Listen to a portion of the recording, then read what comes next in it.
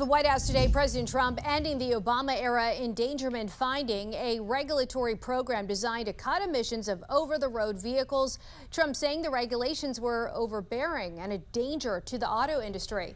The National News Desk, Jeff Harris, joins us. And Jeff, EPA Administrator Lee Zeldin characterizing this move as the, quote, single largest deregulatory action in U.S. history.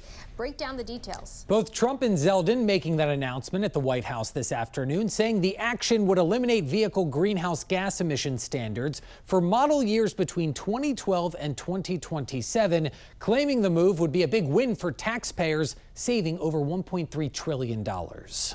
From the White House Thursday, President Trump and EPA Administrator Lee Zeldin formally announcing they are dismantling the Obama-era endangerment finding. The Trump EPA has finalized the single largest act of deregulation in the history of the United States of America. Trump calling the finding a radical rule that became the legal foundation for the, quote, green news scam. One of the greatest scams in history, probably as great, maybe even greater than Russia hoax, etc. The Obama administration issued the finding back in 2009, which determined that 6 greenhouse gases, including carbon dioxide, methane, and nitrous oxide, endanger public health, leading to a number of restrictions and rules for vehicle manufacturers across the country. Zeldin noting the rule does eliminate off-cycle credits for automakers, specifically removing incentives for the engine startup feature. We are ending the federal government's push to get manufacturers to install that Obama switch. Shortly after the announcement, Obama weighing in on social media, writing without the finding